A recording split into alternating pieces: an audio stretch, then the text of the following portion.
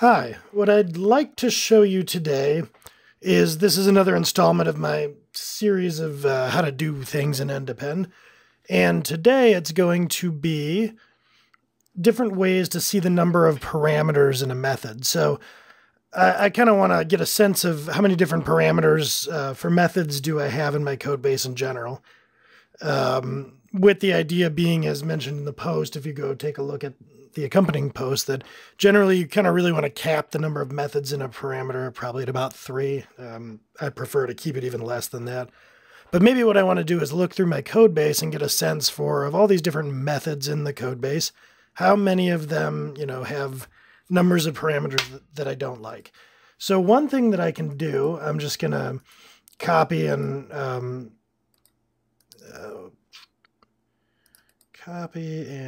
paste. I'm going to start here with this existing query because I want just my code. And what I'm going to do instead is say method parameter counts. So I don't want any particular selection of these records. I'm just going to say instead that I want methods dot select. And then I'm going to, let me zoom in on this for you so it's a little clearer.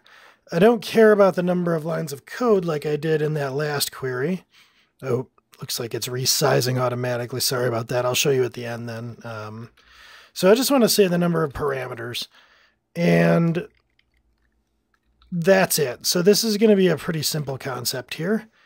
And what I can do is then expand and see here the different parameter counts on this method. So if you've been following along with this series, this should be fairly familiar to you. This is nothing new. So there it is, kind of highlighted in bigger text what this looks like. So I'm going to say just my code methods and then select a new object for display with the method itself and then the number of parameters for the method. So that's not particularly interesting. It's certainly handy. It's cool that you can do it, and I use this all the time. But let me show you something else here that's a little bit fun. So now I want to say, I'm going to start off just, in essence, like what are my largest methods. But if I'm, let me go here and say that I actually want to look at the number of parameters in the method, and that's going to determine the size. And then just to keep things simple, here we have number of parameters, also the color. So what I want to do is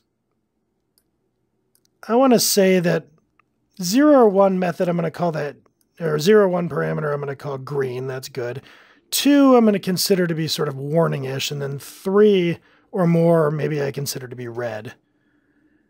So I can move these sliders around to get like this visual on my code base. And now if I see, okay, in general in my code base, I've got a pretty good amount of green here where it's 0 or 1. Actually, what I should probably do is vary by something else, because you're seeing 2, let's see here. This will give a better sample. So now this is showing me at a glance, they're unified across size. So I can see how many methods in my code base. This is a nice visual scenario. So if I'm looking at this in terms of hotspots, the number of parameters, I see that by and large, in all these different places, I'm keeping things fairly simple in terms of the number of parameters to the methods, but there are some hotspots here. And then if I go look, I can see, okay, so this is in fact somewhere that I have 2 coordinates. So you can play around with these colors. So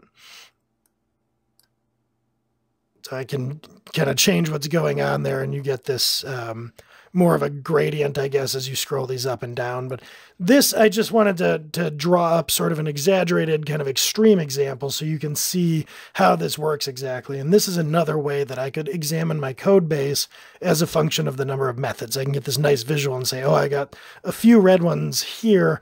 And this is probably okay, because for every rule you toss out there, I say, you should never have more than 3 parameters, you will immediately come back and show me somewhere where it's actually pretty reasonable to do it.